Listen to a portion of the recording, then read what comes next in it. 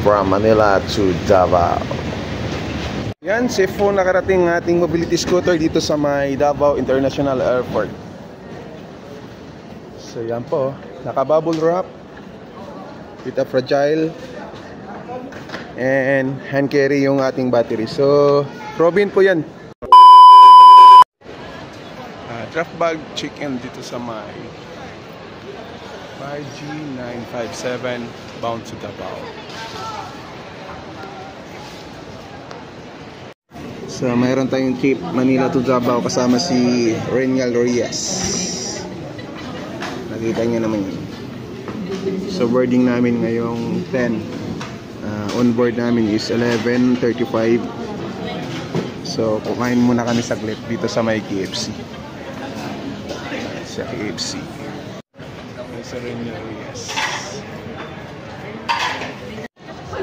20 kilos kasama yung cardboard sa ating T3. So as per dito sa may Cebu Pacific, free po siya pag may sakay na PWD or elderly. Yan. So dapat naka cling wrap. Yan po yung process. So sinakay na namin yan. Dito kami ngayon sa may Terminal 3 Cebu Pacific.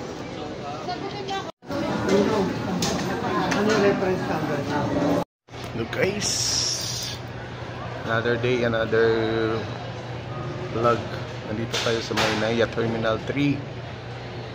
Ayan, time check 10:35. So ayan, waiting tayo sa ating boarding ng 10:50. So bound to Davao. So meron tayong biglaang lipad. So kasama natin si Renial Reyes. So yan si Renial Reyes. Cool na cool. Ayun o. So meron lang tayong i-meet up dun sa may Davao. So see you Davao branch.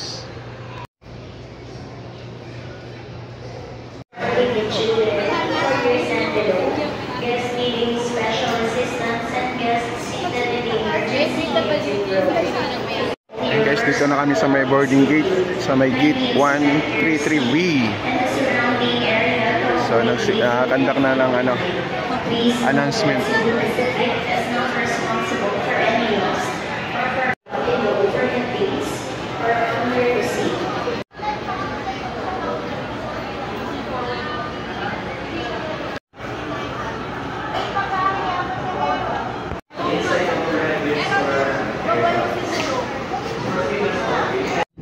At this time, naka-onboard na tayo sa ating aeroplano bound to Davao. So, papunta na tayo ng runway. So, here we go. We are flying to Davao. So, yan po yung view ng Metro Manila sa gabi. Grabe, daming ilaw. Kita nyo naman yan, no? Maganda pala pag gabi, sana sa taas ka. Wow! Yan yung view ng Metro Manila. Okay, night time.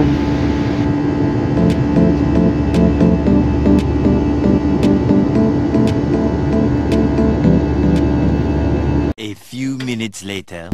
Nakadaan ng 1 oras at kalahati na lumapag na kami sa Davao International Airport. Welcome, Davao City. Thanks God, safe trip and safe landing. Thank you.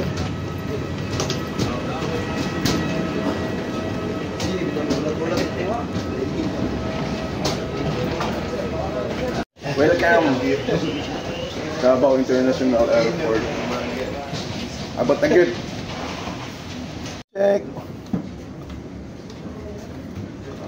155.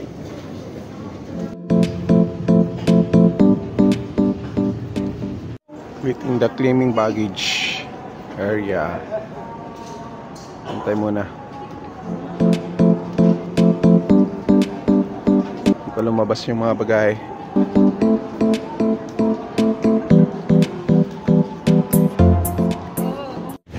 This time, lumalabas ng mga bagahe. Inaantay ko na lang po ang aming bagahe na T300 mobility scooter na lumabas. There we go, nakita ko na siya. Yun na yun, yung naka cling wrap na white. Yan, nakatabi na sa may naka-cap or naka-black na mama. So safe naman pong dumating ang ating T-Mobility Scooter T3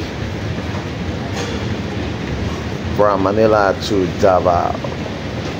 Yan, safe po nakarating ang ating mobility scooter dito sa may Davao International Airport.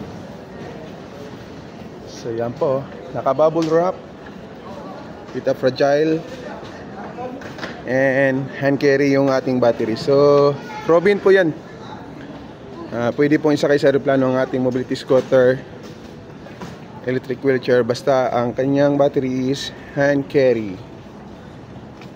Yan, salamat Davao International Airport via Cebu Pacific. That's down Davao, patungo kami ng Buhangin proper. Makikita mo yung kalsada ng Davao, walang cat's eye, oh. So, isa lang ibig sabihin yan. Alam nyo na, walang cat's eye yan. Only in Davao.